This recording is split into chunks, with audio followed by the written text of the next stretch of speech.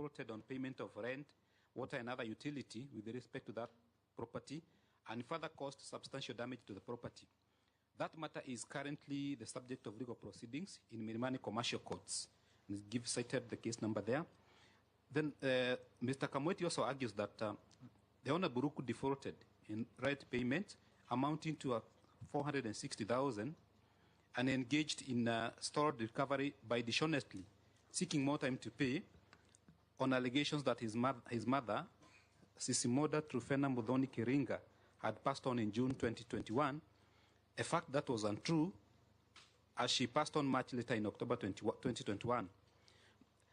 Mr. Kamweti also argues that the nominee further stalled the recovery of their accrued rent when he presented a check for Kenya shillings 389,995, which was dishonored upon presentation for payment. It was not honored when it was presented for payment, and he argues this constitutes a criminal offense under sections 316. Mr. Kamweti also argues that the nominee, the owner Ruku, accumulated water bills amounting to 74,375 Kenya shillings, and he used his position as a trustee of the Water Services Trust Fund to frustrate recovery of these accumulated bills. Mr. Kamweti has also argued that the owner Ruku accumulated and paid electricity bills amounting to 83,921 Kenya shillings, and he frustrated efforts to recover or disconnect electricity at the premises. He has also alleged a case of assault where the owner Ruku is alleged to have assaulted one Mr. Gibson Gitau, an estate agent, which constitutes an offense under section 250 of the Penal Code.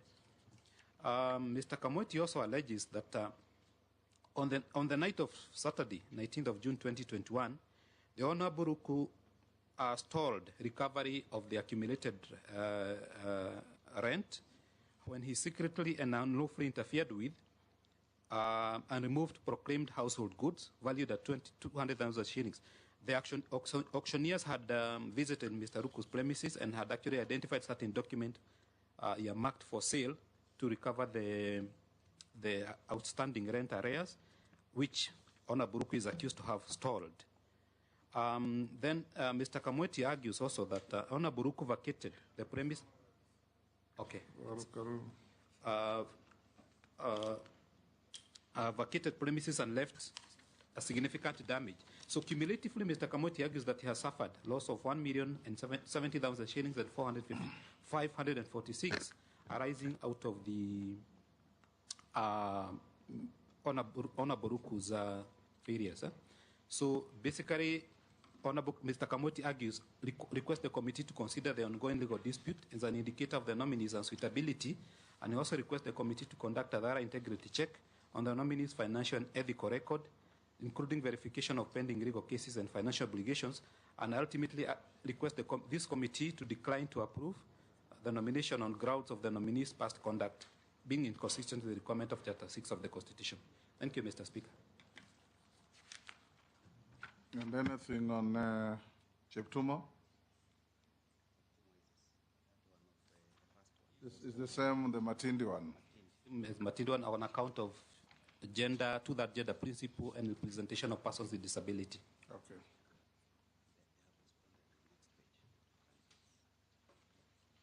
And honorable members, you'll find the responses of the two nominees in your files. In the interest of time, we can call in Honorable Ruku. Sergeant.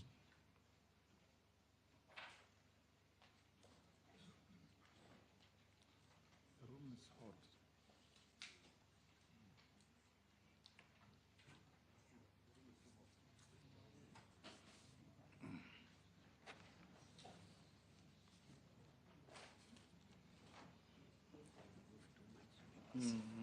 Yes, thank you.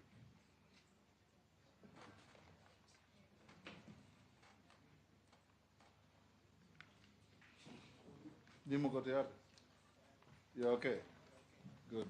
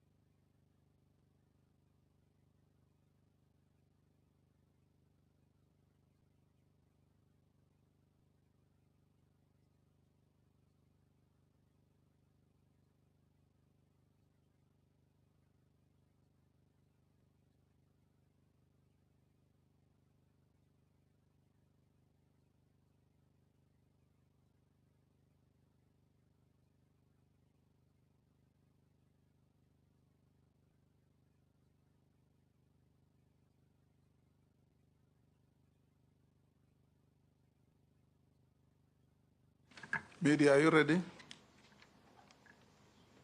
You are?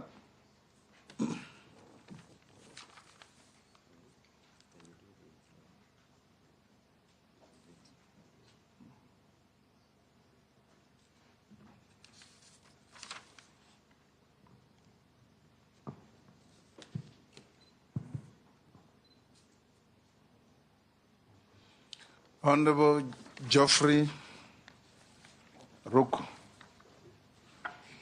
We know your name, but tell us your name.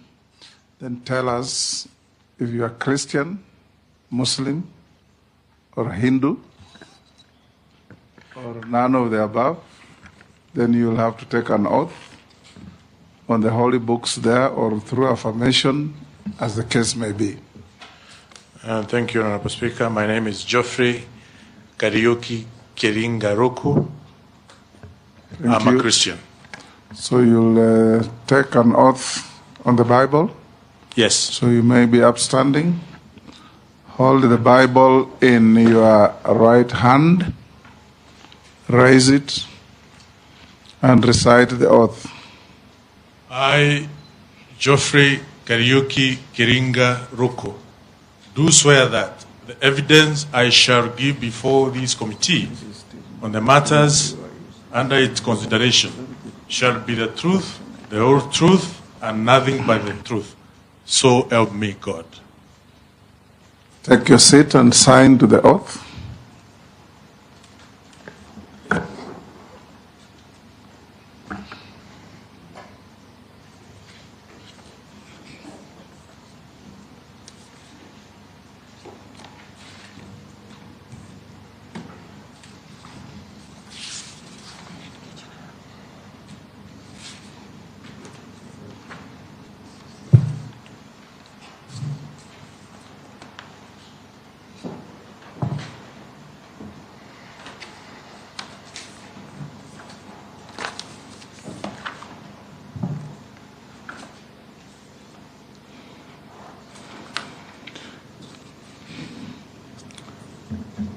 Honorable members and members of the media, for the record,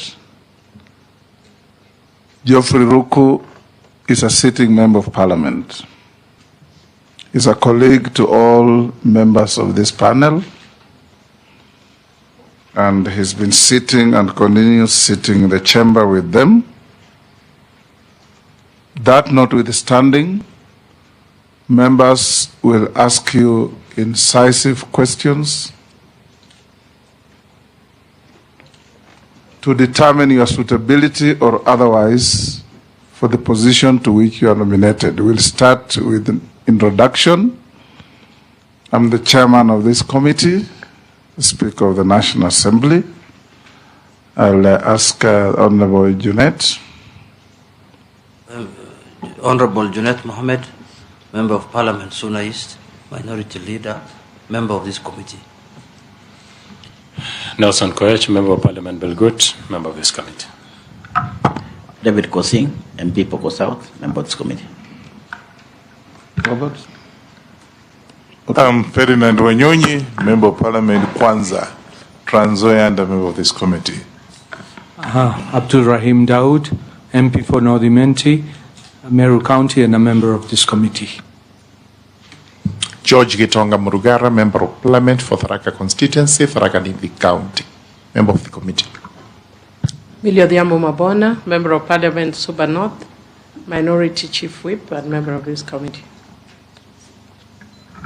My name is Owen Bayer, Member of Kilifi North Constituency, Deputy Leader of the Majority Party, and a member of this committee. Robert Mbui, MP Kadhiani, Deputy Leader of the Minority, and a member of the committee. Stephen Mule, MP Matungulu, a member of this committee. Dido Raso, MP Saku, a member of the committee. Abdi Shuri, MP Balambala, member of the committee.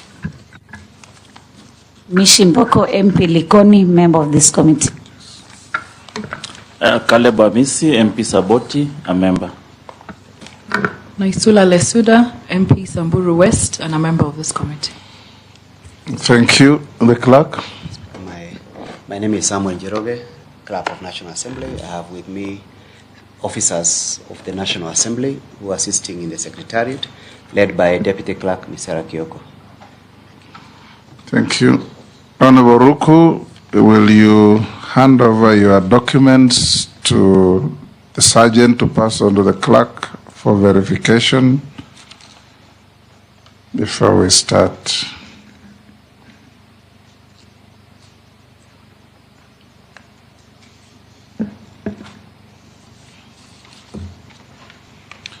Honorable Ruku, you have been nominated by His Excellency the President to be Cabinet Secretary for Public Service, Human Capital Development, and Special Programs. As a nominee before this committee, give us a concise and precise story of your life. Who is Ruku? What do you stand for?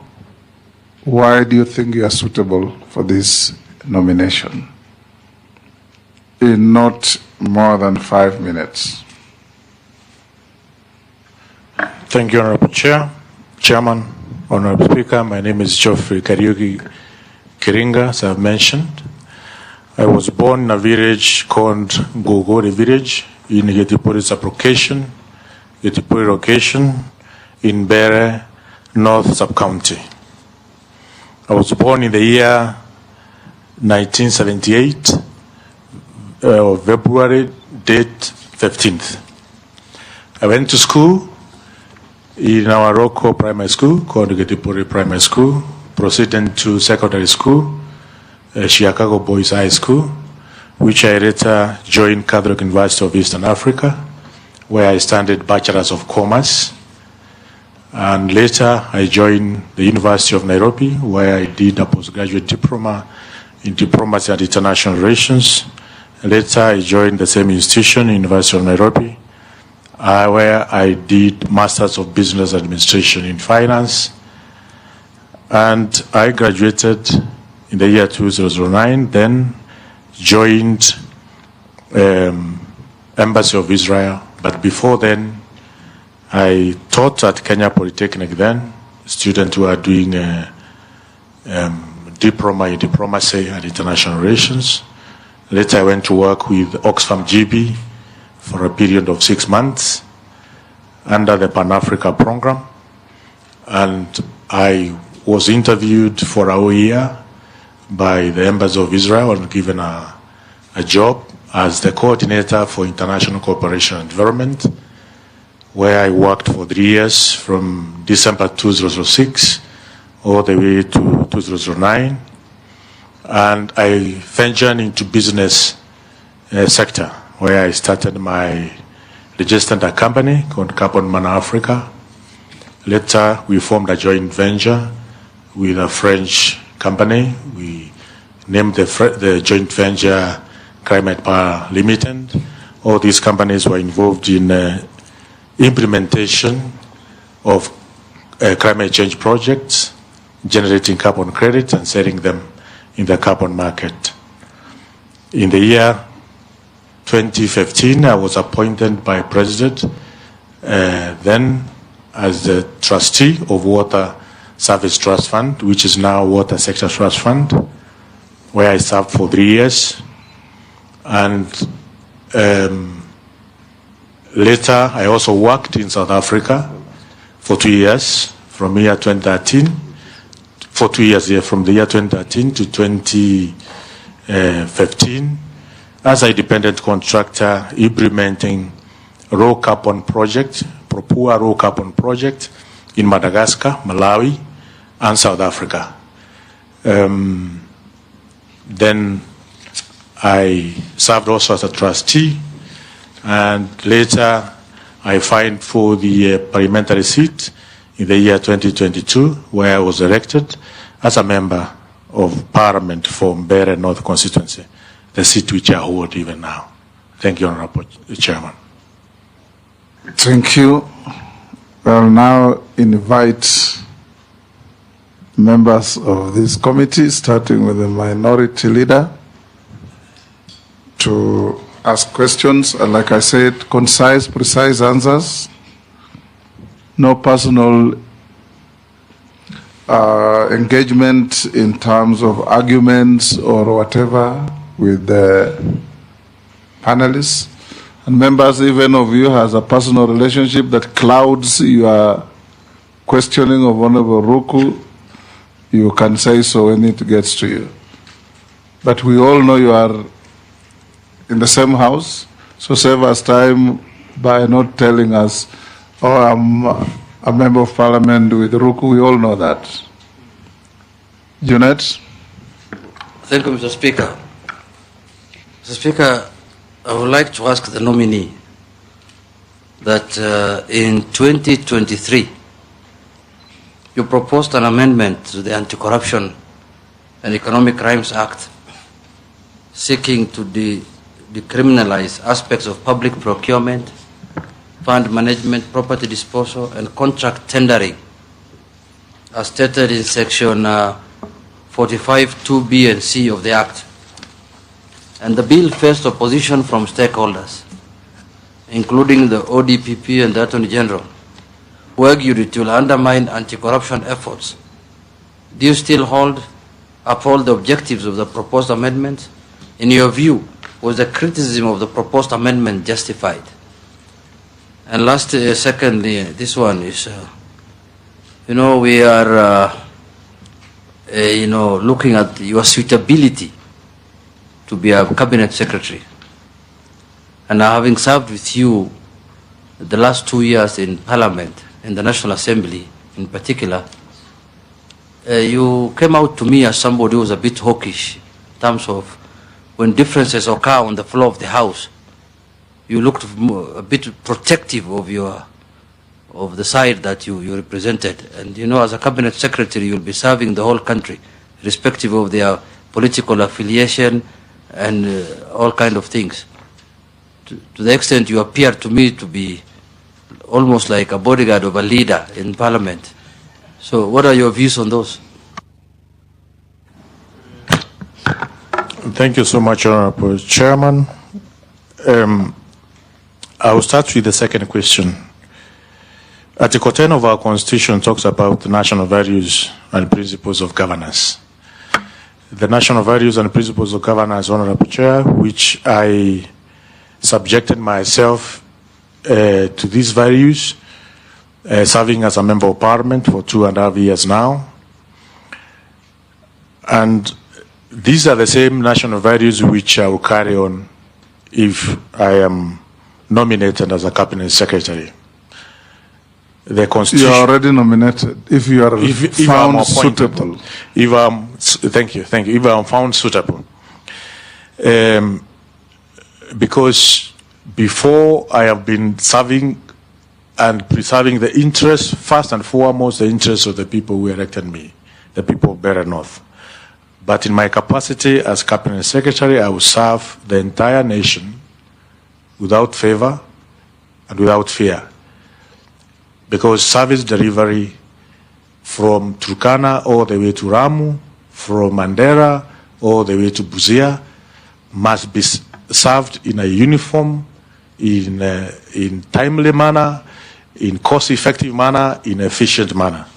Therefore, the second question I'll answer that, yes, I will subject myself to Article 10 of our Constitution, as well as Article 232 of our Constitution, which talks about the values and principles of public service. Knowing that I'm not partisan to any affiliation, but only taking the interests of the people of the Republic of Kenya. The question number 2 about my proposed amendment of Anti-Corruption and Economic Crime Act.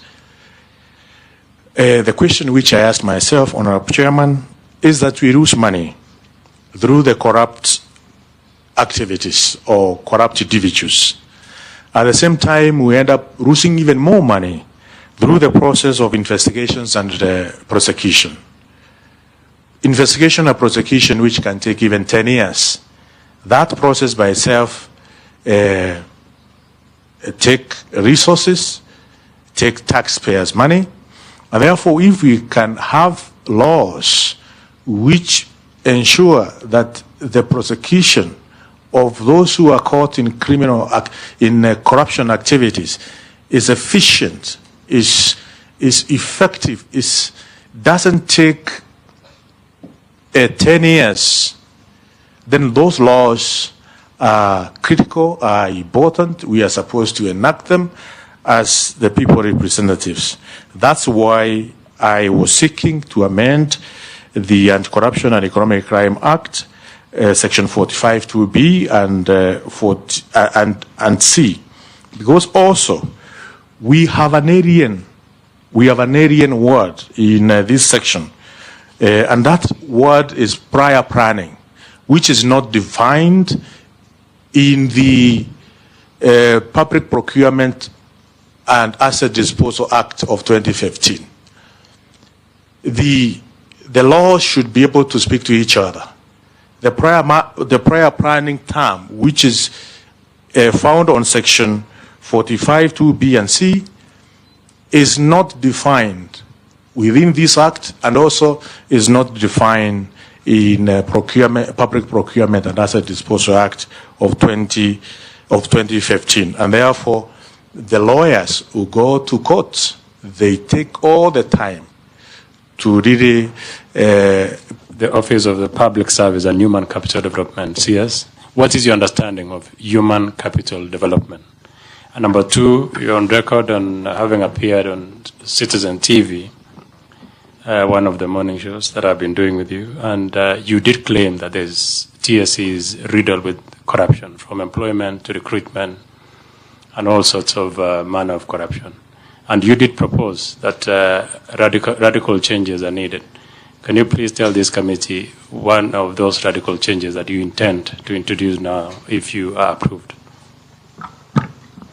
Honorable Chairman, can I ask? Call to the questions from Honorable Koech. Yes, Posing. Honorable Chairman, our Speaker, two, I have questions. Number one is, I don't think if we are convinced with his response on the first, which was asked by Honorable our LM, is a very important question. Honorable Ruku, the picture which has been painted in the public is that you are actually fighting against transparency and accountability, and therefore you are a promoter of corruption. Because one, it's not only that anti-corruption bill that you wanted to amend, you also wanted to amend public demonstration. You also wanted to amend the data protection. All that puts you, and in fact we're also mirroring you with the position you're going, which is of public service. It puts you that you're actually promoting corruption, you are actually promoting anti-accountability and transparency. And therefore, it actually does not suit you to be in that office. That's what the picture is. You need to defend yourself before the committee. Finally, Speaker, I represent constituency of rural, right? And when I saw, Honorable Chairman, that Honorable Ruku is going to be in charge of special programs. Special programs, Honorable Chairman, is like an affirmative action for those communities that actually live in very difficult areas in this country, which is about 80% of this country.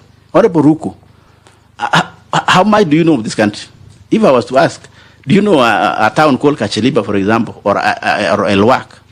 Because if you are not somebody who knows the country, how will you then even make informed decisions in terms of special programs actually to help the people of Kenya? If you know Mbere and Nairobi, because I look at Mbere, Nairobi, Johannesburg, Ghana, and so on.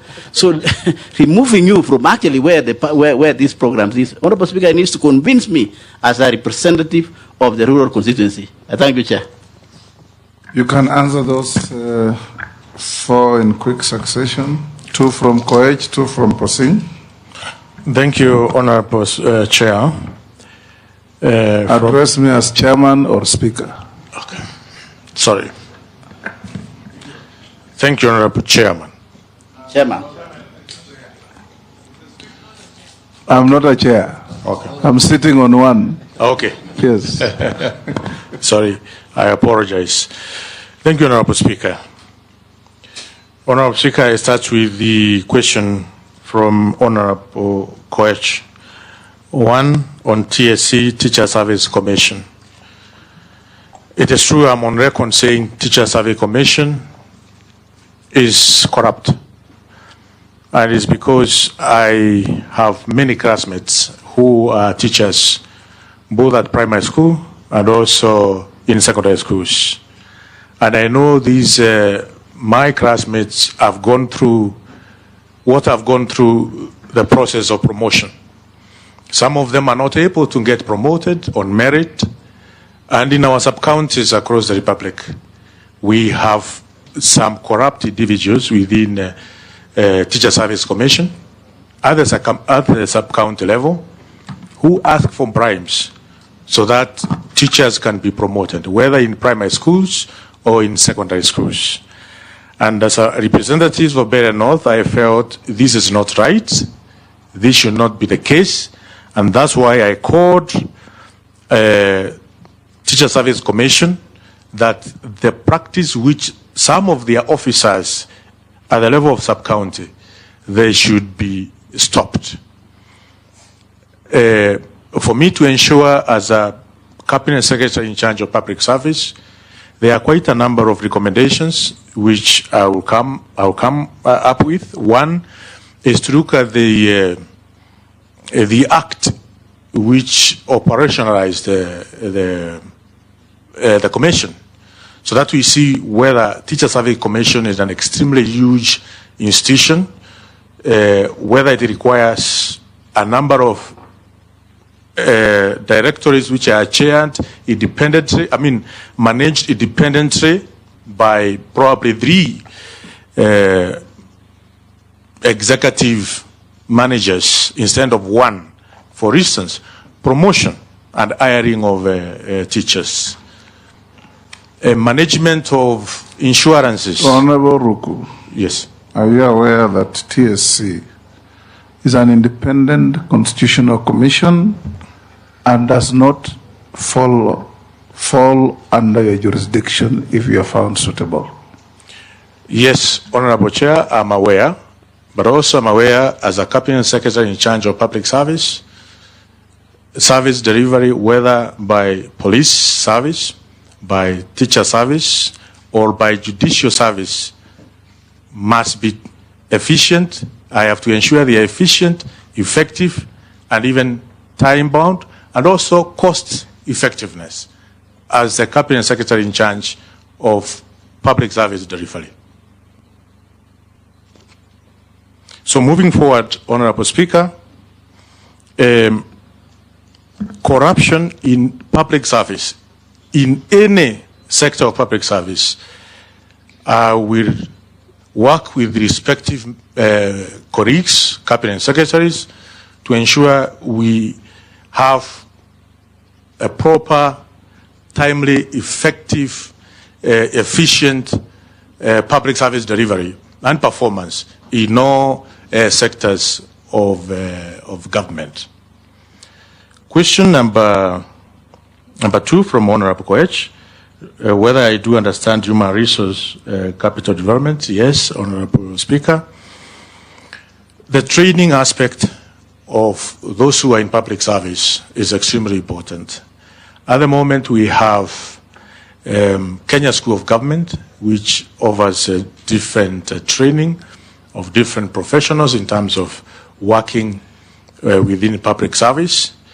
And training is a very key component in public service delivery, so that we can have competent, well-trained managers or officers within the public service who will be able to ensure services are delivered to Kenyans properly. And also the issue of innovations. We have very innovative public servants who are coming up with different innovation, but that has not been taken care of properly, Honorable Speaker.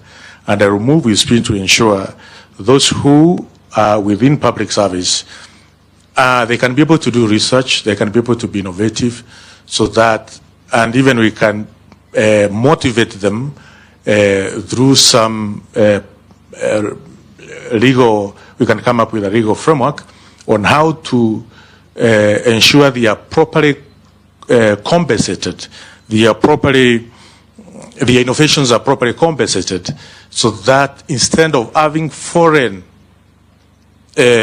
innovations coming to our government, we have local Kenyans, we have individuals within the public human capital development competitive and responsive to the needs of the people of the Republic of Kenya. The question on whether I know Kenya, whether I have a good picture as far as Kenya is concerned.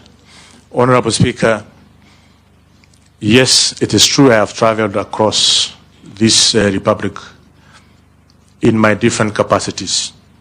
In my CV, you may see Nairobi and Joburg. But in my time working, teaching as at Kenya School, Kenya Polytechnic, working with the Embassy of State of Israel, implementing carbon credit project in Kenya. I have gone in many countries, and it's true. For instance, we were doing a different research in Kapenguria. With when you are in the private sector, you tend to also add value to different other companies which I may not have put on my CV, but it is true I have worked in different corners of this country. True, I have not been in a county like Mandera, but I have been in quite a number of. Sorry? I have been in Kisumu County. I have been in Mombasa County. No. I'm just saying the counties which have been. And by the way, I come from a marginalized community, which is also a semi-arid.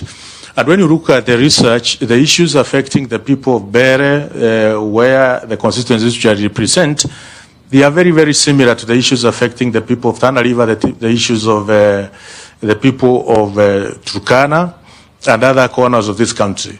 Bere North is one of those constituencies that receive food distribution or food relief from the special program. And I know how this special program has really assisted the people of my community.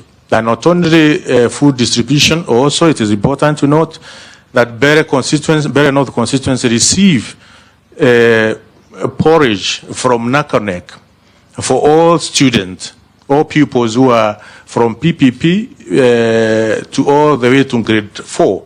So my constituency, which is marginalized, is similar to all the constituencies which are marginalized in 23 counties, which are under arid and semi-arid areas.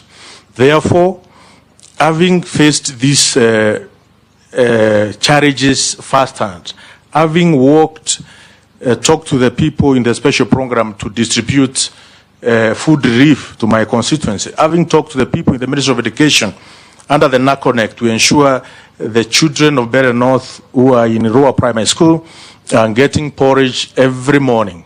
I know the challenges affecting the children of Kenya in semi-arid and arid counties in the Republic of Kenya.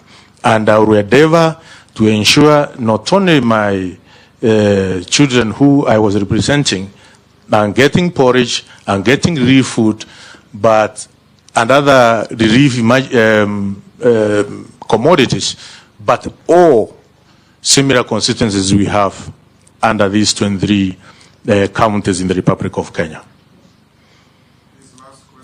The last question was about your legislative proposals. You come out as being anti-corruption. That's what he asked. Can you answer that? Honorable Speaker, if you read the objects of the amendment of Anti-Corruption and Economic Crimes Act, we are very clear that the act seemed to criminalize frauds within the Public Procurement Act, which essentially should be criminalized. But at the same time, the criminalization of these frauds should not also make Kenyans, taxpayers' money be lost in a due process of prosecution and investigation. Honorable Speaker and my colleague, Honorable Kosin, will agree with me. Many cases, many corruption cases have been withdrawn. Many corruption cases have been acquitted. But monies, huge amount of monies, taxpayers' monies were lost. Acquittals have been there, withdrawals have been there, but monies from taxpayers were lost. We have not seen anyone asking that question. What happens because we acquitted this, but monies were lost? So there are other methods to ensure we are not going to lose money through corruption and at the same time lose monies through investigation and prosecution processes. That Kenyans lose two ways, through corruption and through administration of justice. So I am not in any way trying to promote corruption. Number two, Honorable Speaker, about the Assembly and Demonstration Bill. The Assembly and Demonstration Bill does not limit them. What this Assembly and Demonstration Bill is trying to endeavor is to protect the rights of other persons who may not participate in demonstrations, in assemblies, in picketings, and presentation of petition to public authorities.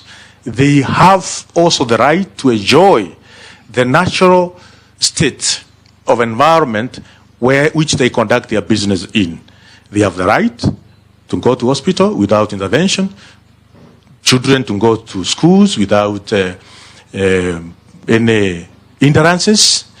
So also the right of children, the right of those who are sick need to be protected.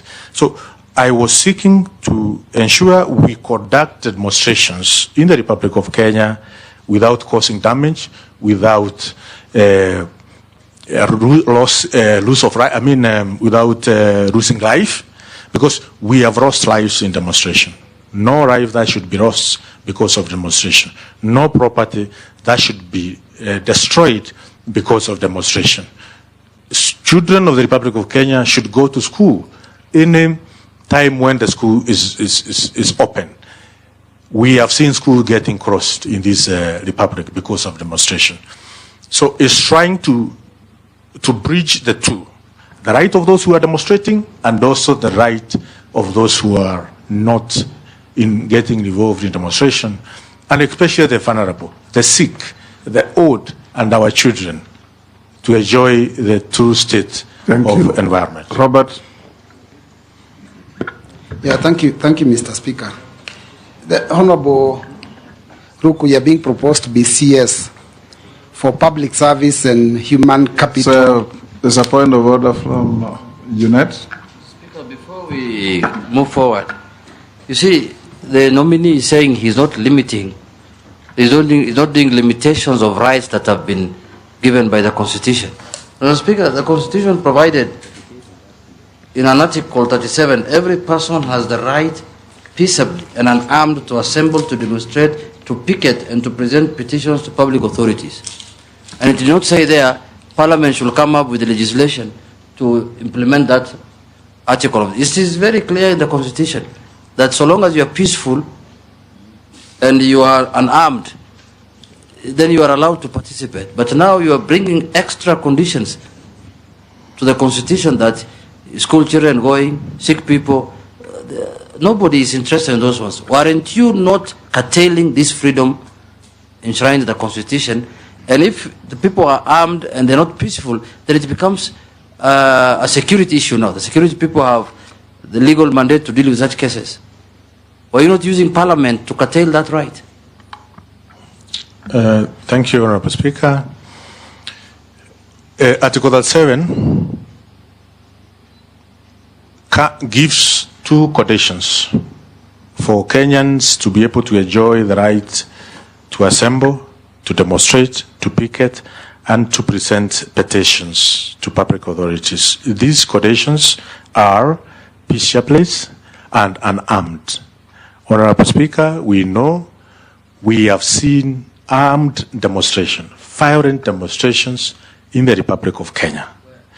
For instance, 1 week ago, we saw doctors demonstrating at the gate of the National Assembly. It was peaceful. It was not armed. That is what the Constitution talks about.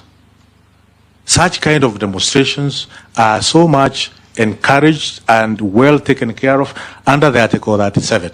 Mr. Speaker, but also, Honorable Chair, we have seen destruction of superhighway because of demonstration. We have seen Kenyans losing life during demonstration. We have seen many Kenyans losing property. Supermarkets across the Republic, along Ruto Avenue, destroyed. Supermarkets of one of the honorable member from Kieni, completely destroyed because of demonstration. So as long as we have peaceful demonstration, we have seen teachers demonstrating peacefully and unarmed.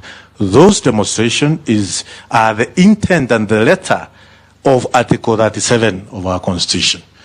But the demonstration which we have seen where we have lost lives, where we have lost property, where destruction of national infrastructure or installations, those demonstrations are not foreseen in our Constitution. Thank you, Honorable Speaker. Yes, no, I'll not allow that. Robert?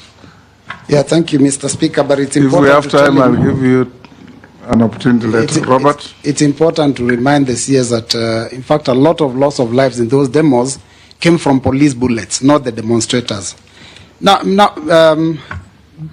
these nominees for the Office of Public Service and Human Capital Development, and this nomination comes at a time when our public service is reeling under excessive deductions in their salaries because of additional taxation and, of course, increase in the deductions from NSSF and even the health fund. Now, and you know that, of course, salaries have not also gone up commensurate.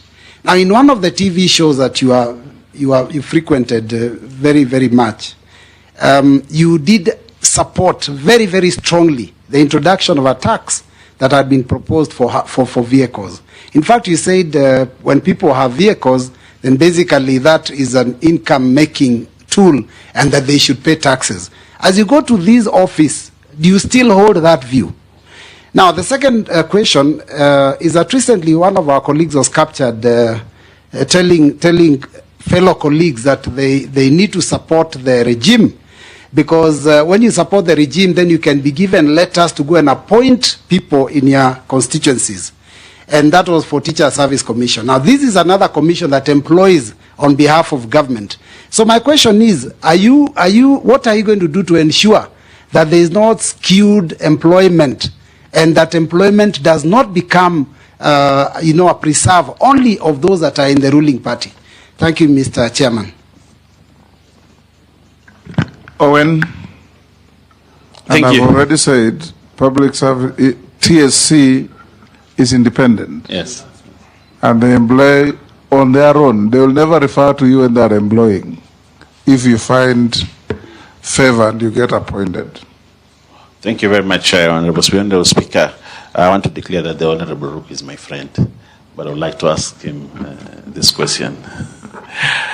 That the Honorable Ruku is on record many a times propagating and promoting Mogoka, which is actually a very harmful substance among the youth. And it is also on record that he initiated the process of redefining Mira in the statutes to include Mogoka. And we know Mogoka is a very harmful substance to many, many young people.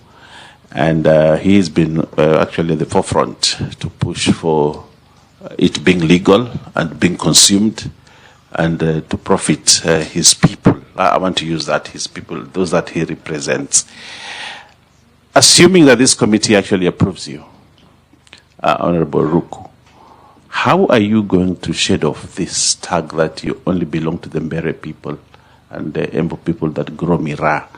And how are you going to now take the other road that you have to protect the children of the people that serve in the ministry that are going to serve from the harmful effects of Mogoka? I thank you, Honorable Speaker. Let's take one more, Millie.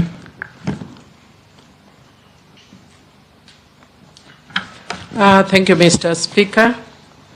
Mr. Speaker, the question that I'd like to ask is, despite the responses that has been given by Honorable Ruku, it's really clear that your mind frame, while serving as a member of Parliament, was more towards limitations, if I would say, of constitutional rights. If you are taken, or if you take up this position, you will definitely be taking on a different role, where you are not serving a constituency, but you are serving Kenya as a whole. When I look at your CV, in your earlier life, you worked a little bit with the human rights sector, Oxfam, GB, and all that. And you worked a lot on issues of gender-based violence, amongst other things. It may be a long time, and maybe that's the reason that you have deviated a little over the years.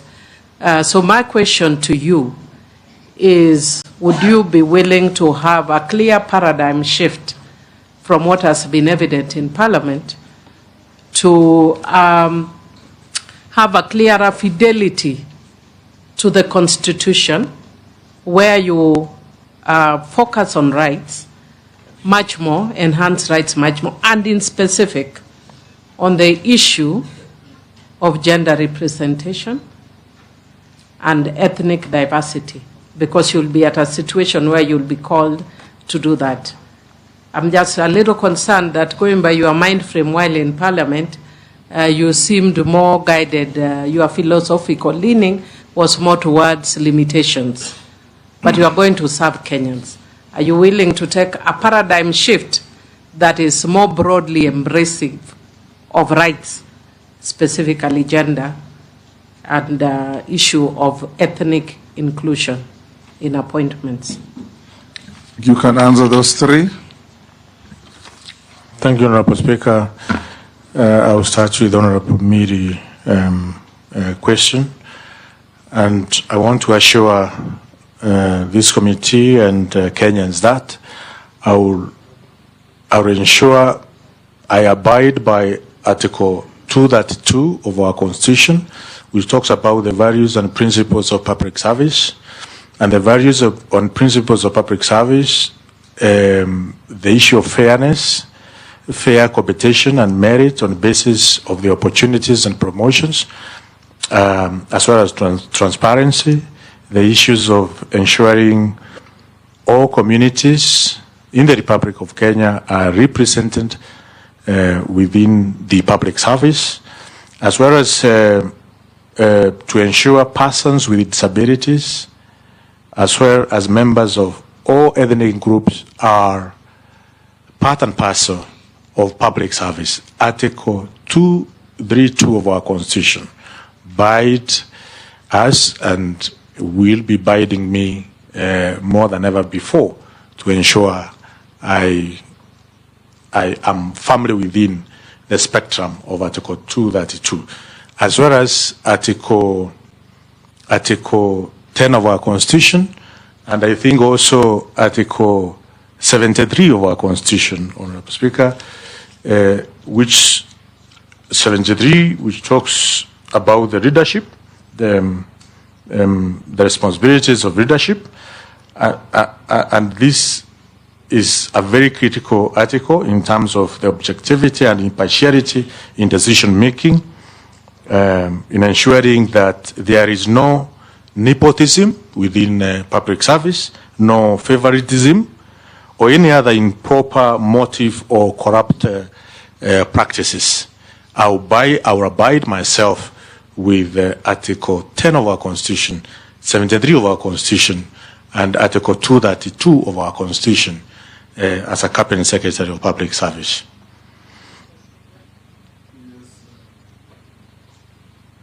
Thank you. I think that's a good, fair comment.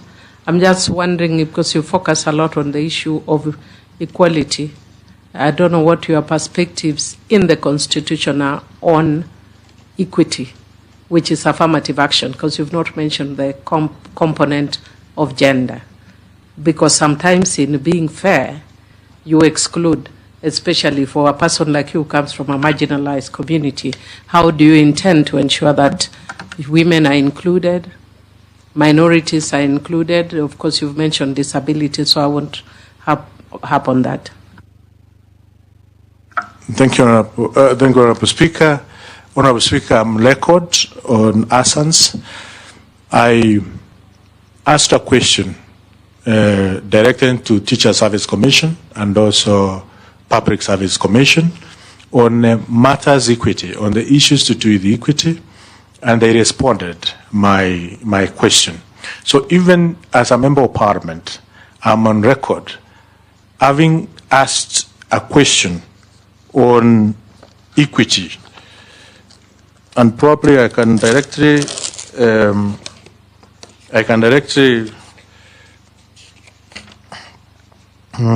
a question on Public Service Commission on action taken to mainstream marginalized groups and communities in the public service in line with Article 232. And also I asked a question on Teacher Service Commission on inclusivity in recruitment procedures and affirmative action, safeguard to teachers from marginalized communities. So this is matters, Honorable Speaker, I hold dear as far as equity, affirmative action, marginalization, gender mainstreaming within our community or our government or public service to ensure we run a just government and a fair system for all people of the Republic of Kenya. Go to the next.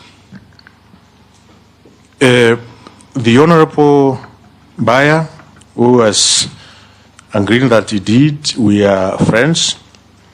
Honorable Speaker, I did not initiate the changes of definition of what Mera is. Honorable Speaker, it is the Committee of Delegated Registration which, through the Minister of Agriculture, found it necessary to ensure there is no discrimination to the farmers of Mera. Mera or Mogoka is one plant genetically. In genetics terms, we call it Eduris. I'm forgetting the other botanical name of Mera. Eduris endaris. Eduris. Eduris? No.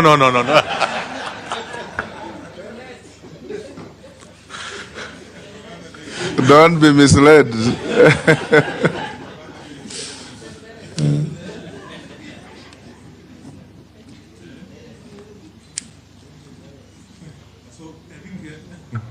No. Honorable Speaker, that's Honorable Jeanette is trying to. So the truth of the matter is Mogoka and Mera have a common botanical name, but different species. So the Committee on Delegated Registration through the Minister of Agriculture was just ensuring that both Mogoka and Mera are properly captured under our laws, so that there cannot be discrimination of farmers of Meru who farm Mera and farmers of Embu County who majorly do the farming of Mogoka. And it's not only farming of Mogoka happens in Embu County, but also in Makueni County, at the moment in Nyeri County, in Murang'a County, also in Nakuru County, even Machakos County. We have farmers who are doing the farming of Mogoka. In Meru University, Honorable Speaker, we have an institute which is dedicated to the research of Mera. And all the matters, all the questions in terms of what my Honorable Mbaya is trying to claim, that Mogoka is harmful, Mera is harmful, these are questions which can be answered by a government institution known as Institutes of Mera under the University of Meru, where we have researchers or professors doing the research in matters Mogoka, matters Mera. And not only the chewing of Mera, but also value addition of Mogoka and Mera. They have been found, there are research which have been documented and actually published in scientific journals on the benefits of Mogoka, the benefit of Mera. There are scientific published journals from Meru University, also from the School of Biochemistry, Kenyatta University, done by one Professor Mario Pierongoge, who is a very good researcher now, the acting dean of School of Applied and Pure Sciences, Kenyatta University. He has done research on Mogoka and Mera and medicinal value of this crop. So we may want to give a negative publicity of a very important plant which cannot not only have economic benefit to the household in all those counties I've mentioned, but also as medicinal values in diseases like diabetes. I'm not an expert in that section, but there are professors who have found some of medicinal values for Mogoka and Mera. Thank you, Honorable Speaker. To Robert Mbui. Can I be careful not to make. Yes, go on and answer Robert Mbui's. Can I have a photo with Honorable Speaker? Let me give a disclaimer. I want to withdraw the issue of medicinal values as far as diabetes is concerned, because I'm not an expert, but I know there are published journals which can be submitted to this honorable committee on medicinal benefit of Mogoka and Mera. Go to Robert Mbui. Yes, Owen. Just a quick one. Honorable Speaker, I want to put it to the nominee that he used his privileged position in the delegated committee to push for a definition of a word of Mera in the statute, and for me that is legislative mischief. And Honorable Speaker, there is no way that a twig is the same as a leaf, because Mogoka is a leaf, the other one is a twig, and I think he needs to. And when the youth take this Mogoka, what medicinal value do they get? Honorable Speaker. Go ahead and answer. Thank you. Did you use your position in the committee to advance a selfish interest? No, Honorable Speaker, I never did that. There are more than 20. It's a committee of 21 members, and Honorable Speaker, I've only served as a member of the National Assembly for only 2.5 years. I don't think I have all those powers and roping capabilities which Honorable Mbaya is trying to claim, that within a very short period of my stay in delegated and registration committee, and we are talking in 2023, meaning I had only served for a couple of months as a member of parliament, that I had the capacity to do what you are calling legislative mischief. I think coming all the way from a marginalized community called Mbere, I come to the National Assembly, and within a couple of months, doing legislative assembly. I think that is wrong, Honorable Speaker, and is Honorable Mbaya is not right. It is the wisdom of the Ministry of Agriculture and the wisdom of the Committee of Delegated Registration, chaired by Honorable Chemkonga. So it necessary and fit, and within the the statutes, the legal Go to the frameworks. next question. Yeah? Answer the question by Robert Mbui. Thank you, Honorable Speaker. Honorable Mbai, I will serve the Republic of Kenya without fear and without favor. The issues of employment will be cut across. The face of Kenya must be seen as per our Constitution, as per Article 232 of our Constitution. As a Cabinet Secretary in charge of public service, I will ensure these are issues which are mainstreamed within the public service. No nepotism as far as employment is concerned. When you talk about Public Service Commission, it is an independent, is a commission, is a constitutional commission. They have their clear-cut functions as a very important institution of our country. But also important to say, Mr. Speaker, Honorable Speaker, that government is not a net employer. Government is there to create an enabling environment for job creation, especially from our young people. And that is what I will endeavor to do, that public service create an enabling environment. If it's businesses which are coming to seek services in government in terms of business registration, at the moment is about a week or so for a business to be registered. I will endeavor to ensure it is registered within the same day.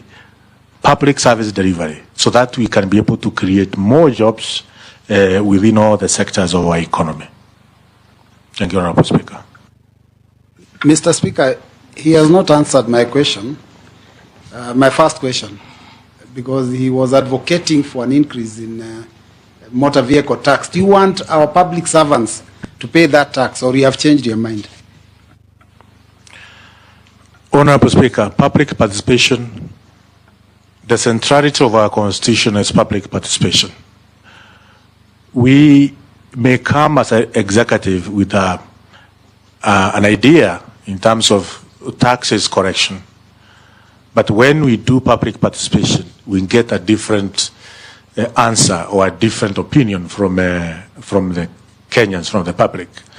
So, centrality of our Constitution is public participation. It was very clear when public participation was done that indeed that was not appropriate tax. And I abide with the people of the Republic of Kenya.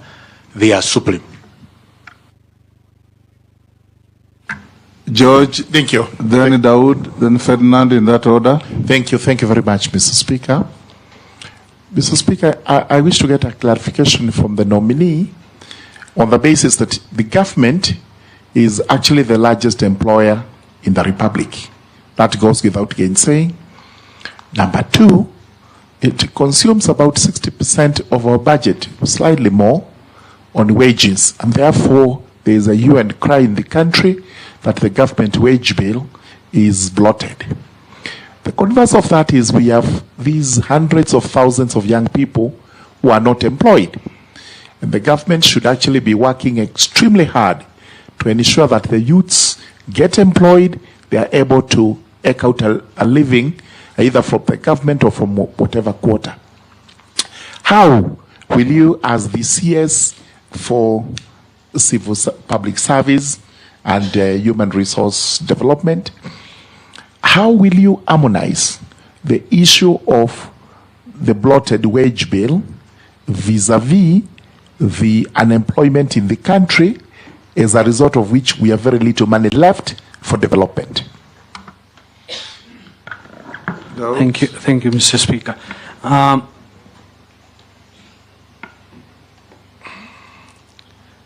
If the nominee is ready, can I?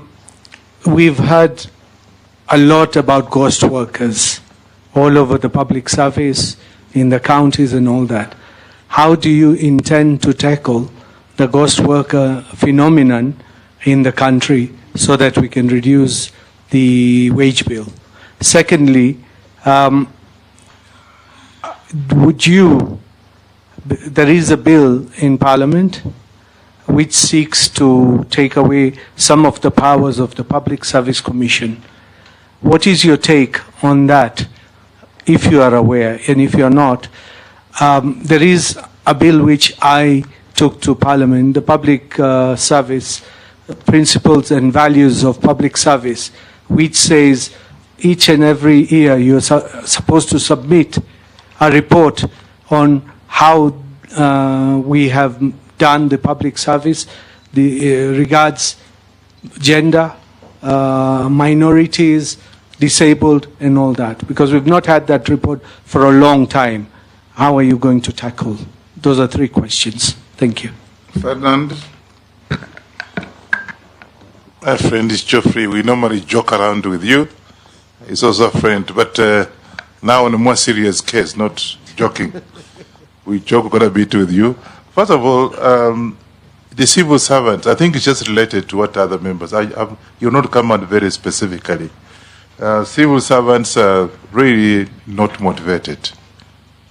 And now with that energy of yours, you go to become a minister, hopefully you will.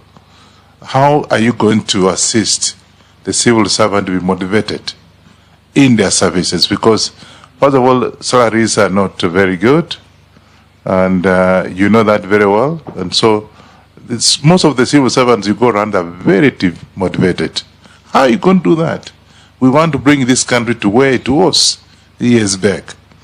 The other one is that, so very, very personal, my brother, to take money from the government and pay your personal bills. How are you going to do that, my brother? Don't cause the... How are you going to do that, my brother? Don't cause the nominee. He's just a nominee, he's not your brother. No, we call each other brothers. I've carried this forward. So for purposes of this, for the purpose of just this, a nominee. Yeah, you are a nominee. Yes. How are you sorting out these problems?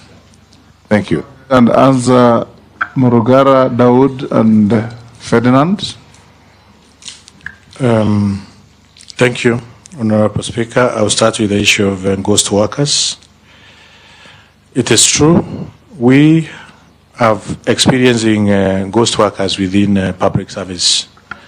And my definition of ghost workers, Honorable Speaker, is anybody who is employed by government or offering public service who report to work and disappears after 10 or so minutes. We have cases where doctors will go, or clinical officers, or even nurses will report to work, and within 10 minutes, Honorable Speaker, they are out of dispensary, out of the hospital, to other clinics within the surroundings. Those are ghost workers. We have procurement officers, Mr. Speaker, who have ensured government vehicles which are supposed to be disposed are lying on parking yards for years. So government end up losing huge amount of money when it comes to disposing some of these vehicles. Public procurement officers who cannot ensure the disposal of public assets are done in a timely manner, it end up making government lose money. These are ghost workers. And I will come up with information technology, or rather a system we put a system in place which can be able to link all the government institutions. All the government institutions can be able to talk to each other in matters of civil servants who are reporting to work. The timesheet is an extremely important component moving forward, that once you go to your place of work, we are supposed to know you have reported at what time, and your output, what you have done that particular day, and what time did you leave your workstation. This can only be achieved through ensuring we digitize, we transform how public service is offered through a unified digital government framework. under the executive order 2023, did put the transformation of public service performance and delivery under the Ministry of Public Service. And I think having a unified digital government framework will enable us to solve some of these challenges we are facing as far as ghost workers are concerned. And it will help us in cutting the cost, in ensuring the service delivery is timely, is effective, is is effective, not only effective, but also time-bound. Going to the second question on bloated wage bill, yes, it is true the government of Kenya has a huge wage bill at the moment, and which need to be relooked at.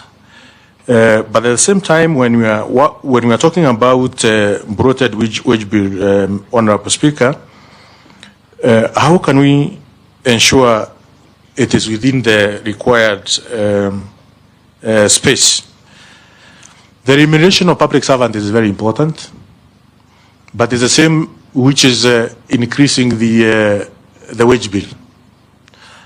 So a proper review of demand and supply of public services need to be done.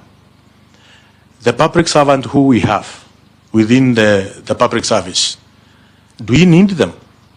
Probably there are those who we don't need them within the public service.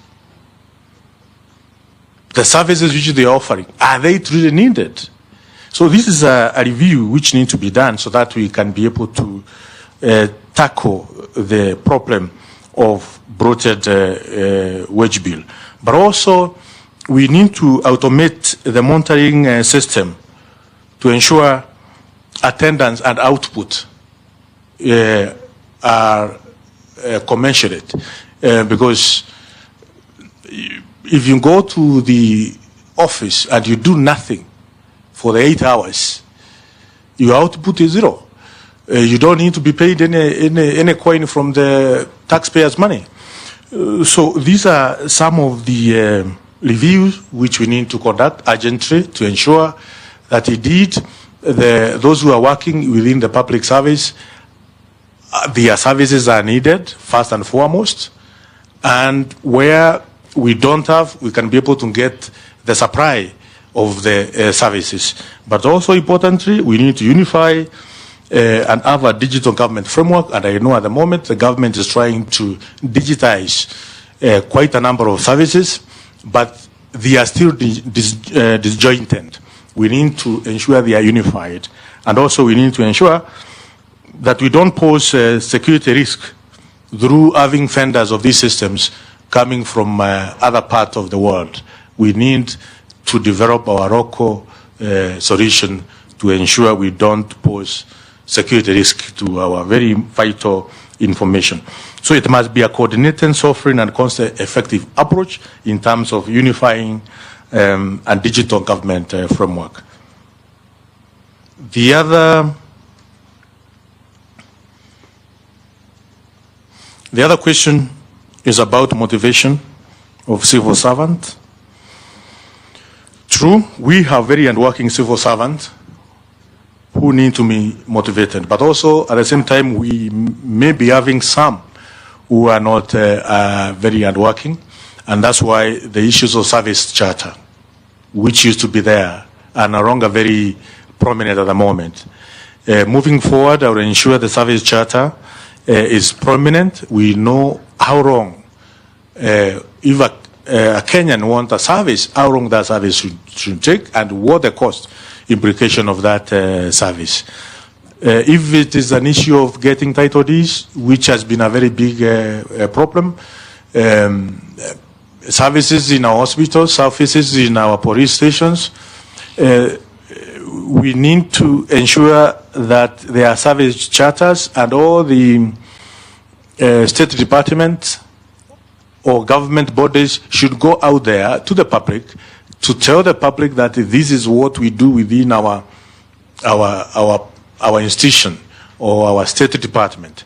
And the services which we offer to the public are this. It is your right. They don't cost money. They are free and should not take more than this time. So the issues of service charter is a thing which I will ensure moving forward we are going to institutionalize in all the service, in all the areas of our ministries. Also,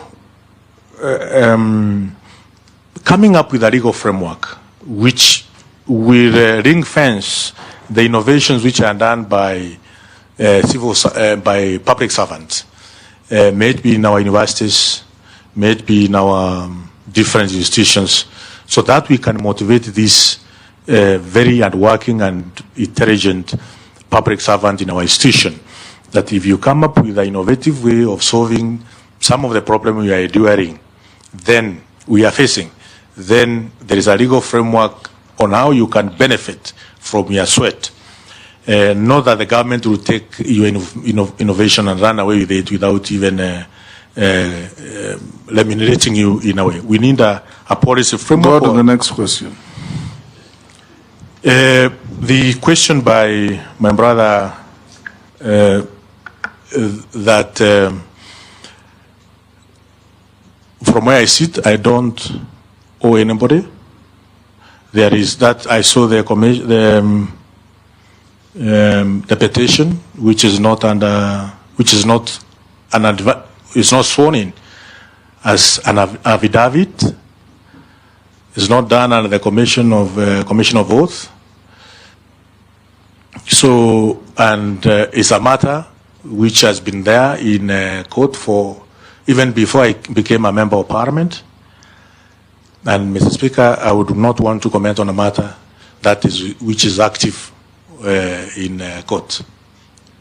You can answer his question whether you'll use your position to spend public resources Thank you. to meet personal obligations. Thank you, Honourable Speaker. No, I will not spend government resources or public resources to do personal issues. Mr. Speaker. Yes. Honourable Speaker, on a point of introduce yourself, put yourself on record, so will Gikaria for the record. Thank you, Honourable Speaker. For the record, Kimani Ichung'wa, Member of Parliament for Kikuyu. Honourable Speaker, I was saying on a point of order, we are not asking Honourable Ruku to delve onto the matter in court and the merits or demerits of that case. What we'd want to know is a matter surrounding your integrity as a cabinet secretary nominee. Are there instances then, even on that matter in court, where you have defaulted in paying rent owed to a landlord whose house you occupied, and have you settled that debt? Because I think that is a matter that member for Kwanza was trying to allude to, because again we cannot hide behind the sub judice rule that is a matter before court and the technicality of the matter not having been on a sworn affidavit. We therefore want to know, have you defrauded anybody, whether on rent or on any other matter, because the matter touches on your integrity as a public officer? Thank you, Honourable Speaker. I can confirm I have not defaulted or defrauded anybody on matters rent or matters concerning private business or private engagement. But we have very crooked people out there who may want to defraud you just because they think you have this title. Now they come up with all manner of claims. That's why, Honourable Speaker, I categorically say no to some of such individuals. Yes, Caleb. Yes, Daud, which one? My question about the Public Service Commission being an independent commission. I asked you whether you are aware of changes which are being made to the Public Service Commission, and if you are appointed, will you interfere with the Public Service Commission roles? Honorable Speaker, I confirm that the Constitution of the Republic of Kenya is clear on the functions and mandate of Public Service Commission, and I will abide by the Constitution of Kenya without interfering the mandate and functions of Public Service Commission. However, thank you. Caleb, Yeah. then Mishi, then Shuria. Yeah, thank you. I wish you were as brief as that. You'll have moved faster. Speaker, I just have two questions. One, the office that you are going to occupy, if you are approved by this committee, requires a person of high emotional intelligence. And you've seen previously public officers, after they're either impeached or fired, they come out and release information to the public, information that probably the public ought to have known while you are serving in that office. But we get treated to these theatrics after you've left the office.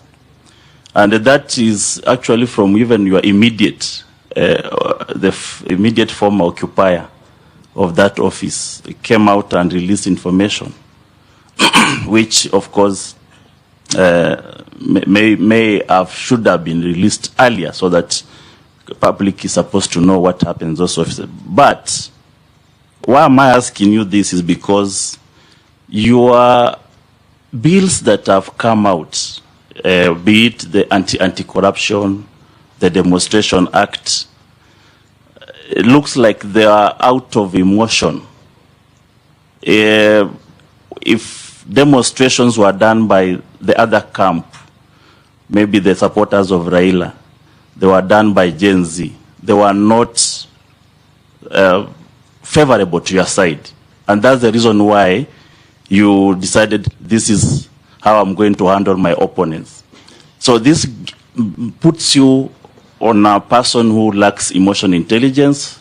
You act out of emotions, and this is a position that requires a person of high integrity as well as emotional intelligence. Are you emotionally intelligent enough not to treat us to another Muturi kind of theatrics? Then secondly, the Huduma Center and the services, it looks it was a revolutionary idea, but it has had a lot of Kenyans have complained so much about the services at the Huduma Center, whether it is working, whether the data from the citizens are protected or are not susceptible to international hackers. How safe is our data? How revolutionary was this idea? And how are you prepared to handle Huduma Center services to the satisfaction of the citizens? Because as it is now, citizens are not, and this is the meeting point of all citizens of Kenya, whether they are from opposition or the government, whether they are supporting you or not. This is the meeting point of citizens. Direct Recruitment Power Service Commission. So for you, my question is, what is your perspective on this approach? Do you believe other public officers should pursue similar autonomy in their recruitment processes? Do you also think that this can assist in fighting corruption in terms of public recruitment, especially in the issue of nepotism and tribalism? That's my first question. My second question, what are your views on the proposal to amend the Constitution to reduce the number of elected and appointed public officials to alleviate physical pressure caused by the public sector wage bill? Thank you, Honorable Chairman. Thank you, Mission. Next, Sharia. Thank you, Honorable Speaker. To the nominee, strategic planning is crucial in realizing new policies within the public service. It guarantees that government agencies function efficiently and effectively while remaining responsive to the needs of the citizenry. What is your experience, if any, in strategic planning and policy formulation? I thank you, Honorable Speaker. Thank you. Can you answer those three? Thank you, Honorable Speaker. The emotional stability. Yes, Honorable Speaker.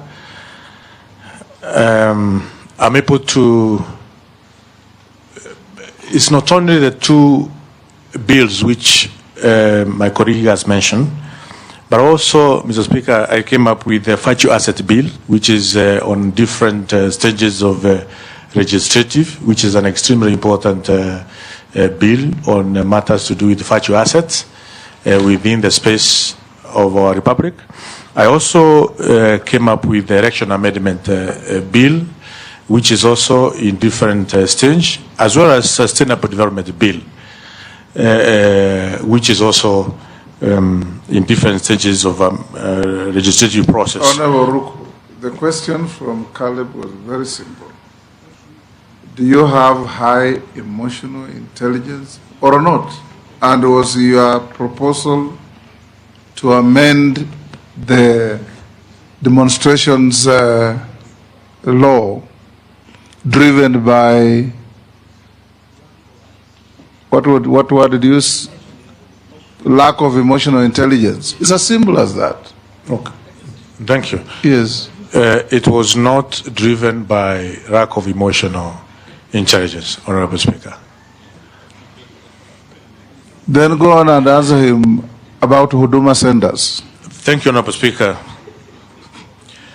Yes, Huduma centers have revolutionized the way government services are offered in Kenya, and we need to move with speed and ensure we have a Huduma center in each and every constituency or in each and every sub-county in Kenya. At the moment, we have about 52 Huduma centers, and we have 290 constituencies. So we have quite a number of constituencies without Huduma centers, and we need to our fast track with, of course, the National Assembly to ensure we have necessary resources for the Huduma centers across the Republic of Kenya.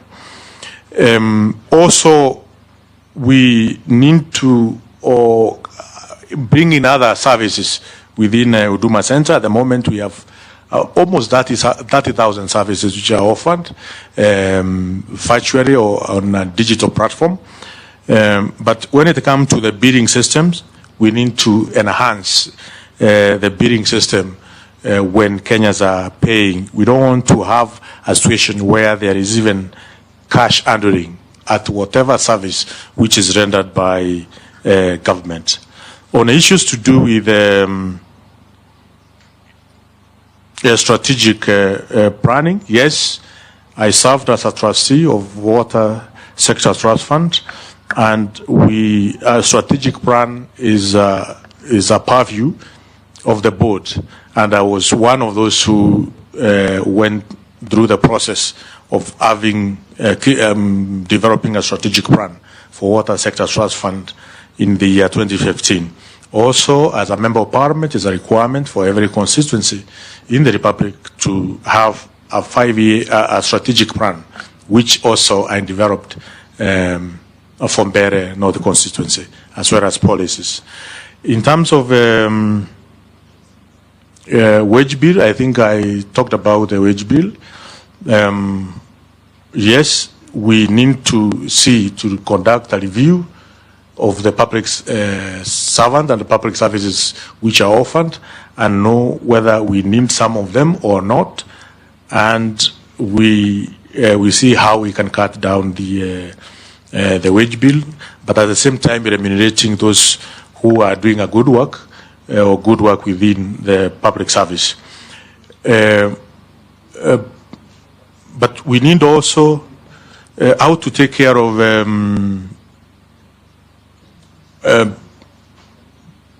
public. His question was, can you remind? Honorable Mishi asked that your predecessor supported autonomy for the AG's office to recruit on their own. Are you also going to support the dismembering of PSC to give autonomy to all other government entities to to recruit on their own? My approach, Honorable Speaker, is to come up with a unified digital government where all bodies within the government, whether it is police, National Police Service or Judicial Service Commission, all the recruiting agencies, we have about 1 million employees or public servants who are in county government, in Teacher Service Commission, in the military, or that we can be able to have a unified digital government where everybody or every institution knows what is happening in an institution called Central Bank, knows what is happening in another institution called Attorney General, chambers, or in whatever the government institution it is. So there is a way we can have a unified a digital government through employing innovations that we need to talk to each other, and every institution has an autonomy of carrying out their mandate properly, but within the laid down public service regulations. Point of order, Speaker. Point of order. Of course, it's our colleague, but Honorable Ruku, why don't you be just direct? The question was, are you supporting dismantling of public service recruiting and allowing everybody to recruit or not? This idea of digitization, how does that come into that question of answering? Honorable Ruku. Honorable Speaker, I said I will abide by the functions stipulated on the Constitution as far as Public Service Commission is concerned. Sufficient. Yes. Can we have Raso, Mole, and then Naisula? Thank you very much, Honorable Speaker. Honorable Ruku, I believe you are familiar with the phrase, Caesar's wife must be above suspicion. You have been involved in carbon credit. And also in your response to Honorable Kosing, you are likely to be in charge of famine relief to those deprived communities in arid and semi-arid lands. My question is, are we going to trust you that you sitting at an elevated position are not going to enrich yourself or those around you? My second question is, going through your CV, I note that you have not worked with mainstream government. And further, you have worked with foreign governments here in Kenya by association or by doing business with them. Are you familiar with Official Secrets Act? And if so, how will you be bound by it? Thank you, Honorable Speaker. Mule. Thank you very Honorable Speaker. Nominee, first I want to pick from where Ichung was left on the issue of integrity. And I've heard you say very clearly that you don't know anybody. I just want to remind you, you are before this committee under oath. And if we sit down as a committee and we find that you lied to us, how do you want us to treat you as our colleague? Secondly, in the realignment of the government, it's perceived that everybody joining cabinet is an expert, and it can be alluded for the last nominations we have done. Are you experts in public matters? And what is your expertise? Thank you. Naisula. Thank you, Chairman. So, listening to my colleagues and most of the perceptions that are out there, you know, depending on the laws that you proposed, so it seems that, and even what others would think, you're abrasive on the positions that you take them so strongly. I'd be keen to hear from you what leadership skills you'll be bringing to the table, from hearing from you, and not just the perceptions that probably we have or colleagues might have that you'll be bringing to the table. Secondly, the issue of interns in public service. There's a program that's going on that interns are recruited for a year, and after the year, they go back to look for employment. I would like to hear what is your take on the absorption of interns into the public service after they finish the internship. Thank you. Can you answer those three? Thank you, Honorable Speaker. On matters carbon credits, I did not understand. How did it come in? I was asked by Russell, he asked you, you are going to be in charge of distribution of relief food and other relief materials. Are you going to use your position if you are found suitable to enrich yourself? No, Honorable Speaker, I will not use my position to enrich myself. That was your question, Honorable Russell. Now go to Mule. There is a second part of my question. Yes. And it has to do with the Official Secrets Act. Yes. I will be I will abide by the oath of secrecy as a public servant and as a cabinet secretary. Now go to Mule. Have you lied to this committee? Honorable Speaker, I have not lied to this committee. That was your second question. On what is your expertise Honorable and Speaker, suitability for the office to which you are nominated? I have served as a member of Parliament, which is a public office, for 2.5 years, and a very rigorous office for that matter.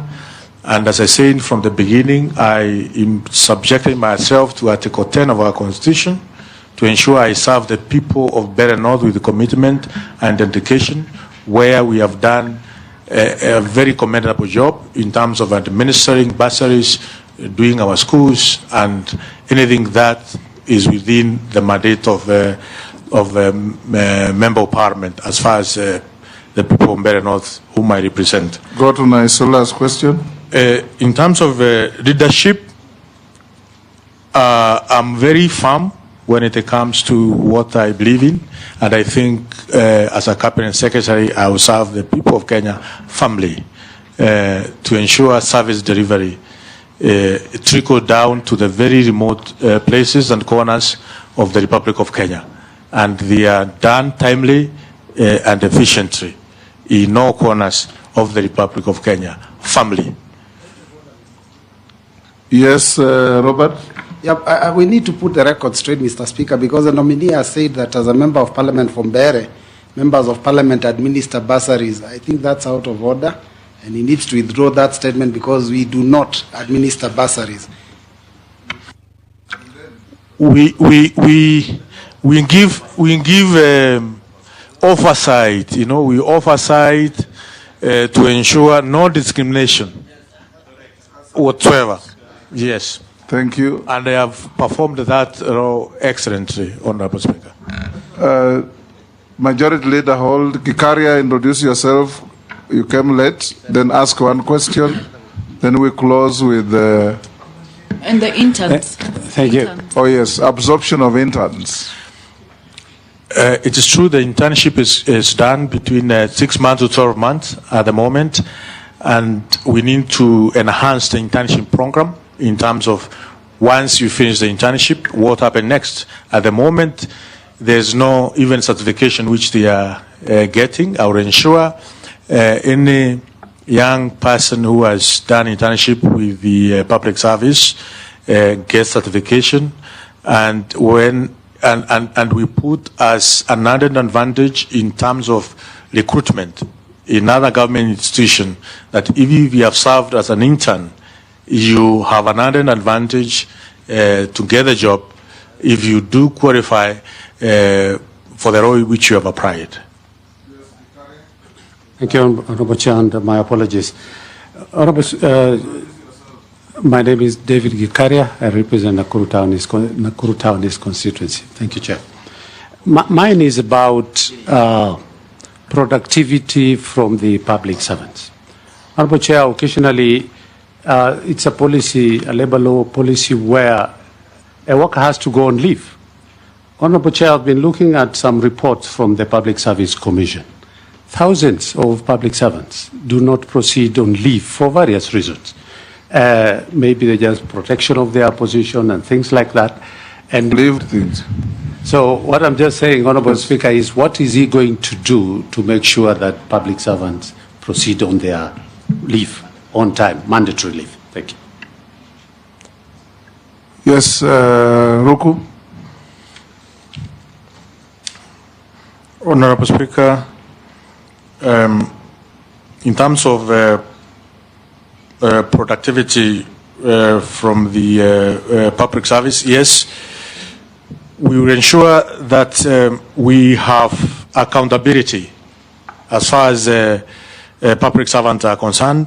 The output, to ensure the output is measurable, we come up with such innovations as timesheets, which shows that indeed you have gone to workstation and you are doing as per the required of your workstation of your or other service which you are offering to the public. So these will be tools, some of the tools which you will use to measure your output, and in that case to ensure you are productive within your workstation. And this should be mainstreamed across all the government institutions or all the government ministries. For instance, I can give an example, if you allow me, Honorable Speaker, that in judiciary we have a prosecutor, we have an investigator, we have a magistrate, and if one of them is out of the workstation, one of them does not do his or her job properly, then the entire process is derailed. So we ensure that if you are on a case, an investigator, you do your investigations timely. If you are a prosecutor, you don't go to a magistrate and request 2 months to do the investigations, you know. So that Kenyans can have value for their money. On retirement, the policy at the moment is that once you reach the age of 60, you should proceed to retirement. We'll ensure the process is, the system is digitized. We know when you got into employment, when your date of birth, and by the time you are hitting 60, unless the very specialized skills which may be required within the public service, of course, through the recommendation Public Service Commission, that you may have 2 years probably of the service. But at the same time, we need to synchronize, because when you talk to the universities, professors retire at the age of, I think, 70. When you talk to judiciary, judges retire at the age of, I think, also 70. So we need to harmonize the retirement age. No, I have not said 270. I'm saying there's need to look the harmonization in terms of which is the right age, depending on the skills which you have for retirement. They should be skills based. Majority Leader. Thank you, Honorable Speaker. Honorable Speaker, mine will be two very quick ones. One in relation to what I think either Robert or the member for Matungulu had asked on your experience.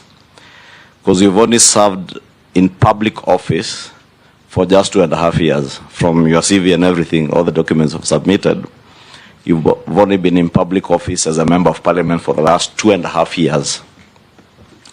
And you're now transitioning from elective office, having served only for 2 years, to an appointive office in the executive.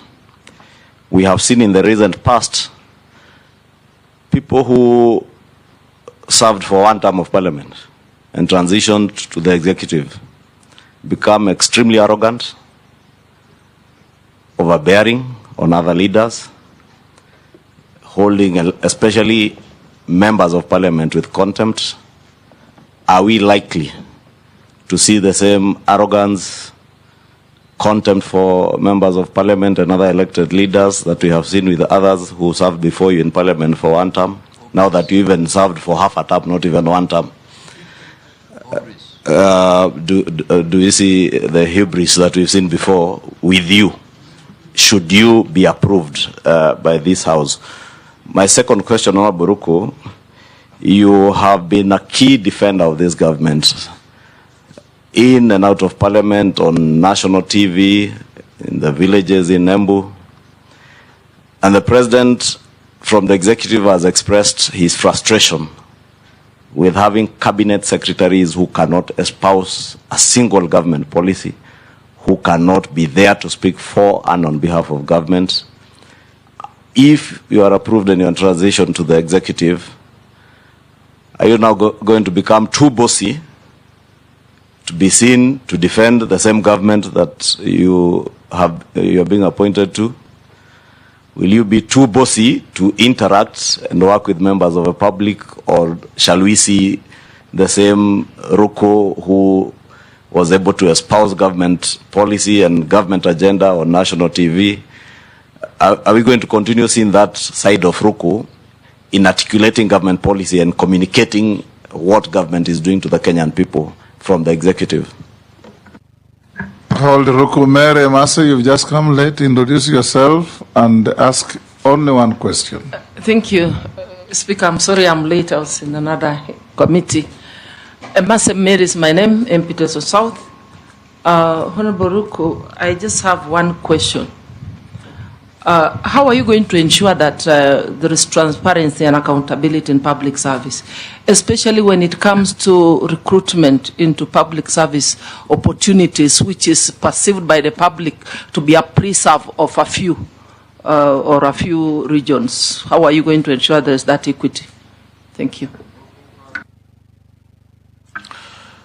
Thank you so much. For Honorable Mase, I responded to that, Honorable Speaker, that the Constitution, Article 232 and 10 of our Constitution, I will abide by that to ensure no nepotism, no corruption as in employment, and more so within the public service. I will go out of my way to ensure Article 232 is well followed. The question by the Honorable Kimani Ichung'wah, the Leader of Majority, I will work very closely with the leadership of the Parliament, National Assembly, and the both Senate in terms of the committees, the departmental committees. The question was, will you be bossy, condescending, and arrogant? I will not, Honorable Speaker. You will not see such kind of character from me.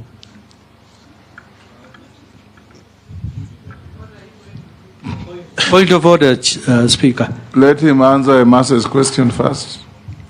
I have started with the Masa's question. Okay. Number two, from Honorable Kimani Ichung'wah, yes, I will continue articulating the government policies, the government project to Kenyans, because the Ministry of Public Service cut across all other ministries. I will do so firmly, and this is a government of the people of the Republic of Kenya. All services which government is offering, I will continue articulating the government policies and why they are doing. Government is doing so. So, Dawood, what was it? I don't know if it was the slip of tongue. He said he will just be working with the leadership of Parliament. Will he work with the other MPs who are not in leadership? I will work with each and every member of Parliament, both National Assembly and the Senate. Thank you. Honorable Ruku. As well as the county governments, because the public service cut even in the county government. A few questions from the public. What will the Cabinet Secretary nominee do for persons with disabilities? On employment, that you already answered. The public service in Kenya has often faced criticism for nepotism and lack of accountability. What concrete measures will you implement to ensure that recruitment and promotions are strictly merit-based? You have already talked on that. This you haven't, you can answer. What is the nominee's perspective on the widespread perception that social protection programs like Inua Jamii are politically targeted rather than needs-based? The second one that you can answer, what is his stance on conducting a nationwide lifestyle audit of all public and state officers as a condition for holding office? If appointed, would he recommend the same? You can answer those two. The first one, in terms of ensuring those who are physically... that one you already answered. I told you answer. What is your perspective on the widespread perception that social protection programs like Inua Jamii are politically targeted rather than needs-based? Thank you, Honorable Speaker. Inua Jamii is a very key component, a program for the people of the Republic of Kenya, especially those who are aged, and through our administration, through the chiefs and assistant chiefs, and also the public opinion, our elected leaders in our grassroots MCAs will ensure the Inua Jamii is well targeted, and it target the very vulnerable in our communities, and also those who have reached the age of 70 and they don't have the dependents who can take care of them. Through consultative forums for opinion leaders, field elders, chiefs and assistant chiefs, and also our MCAs to ensure... You will not politicize the program? I will not at any moment politicize this very important program. Lifestyle audit?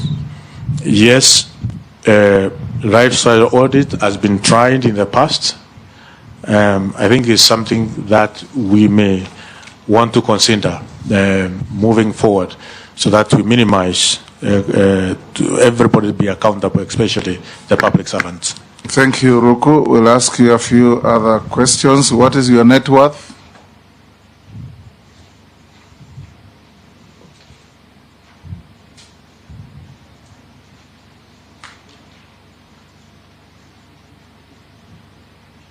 Thank you, Honorable Speaker. Land and buildings, about 40 million. Family residence, 60 million. SACCO and savings, 15 million. Share from private company, 250 million. Motor vehicles, about 12 million. A total of 377 million. Have you ever been convicted of an offense in a court of law? No. Have you ever been adversely mentioned in a parliamentary committee report? No. Do you hold any office in any political party? No. You are not an official of DP? I'm not an official of DP. I'm a member. Have you ever been dismissed or removed from office for contravention of provisions of Article 75 of the Constitution? No. We have received your documents, they have been cross-checked with what we have and have been found in order, so we can now release you to go to your other duties. I thank you, Honorable Speaker and Honorable Members, for this opportunity to interact with this very important committee and also with Kenyans. Thank you so much. Thank you, and may you have a good afternoon.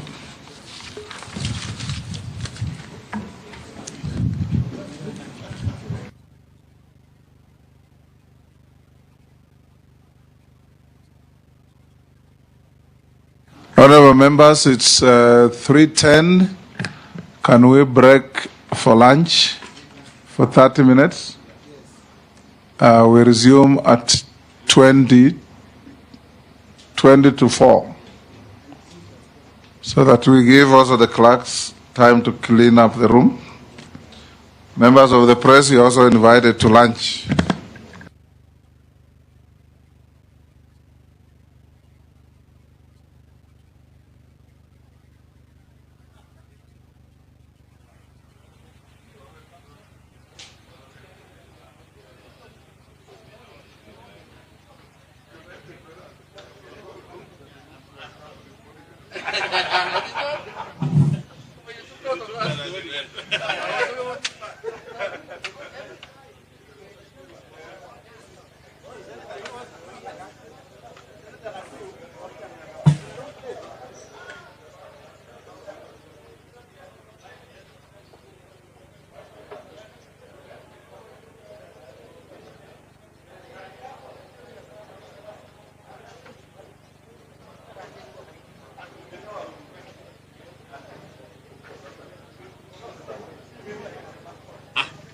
Ruto.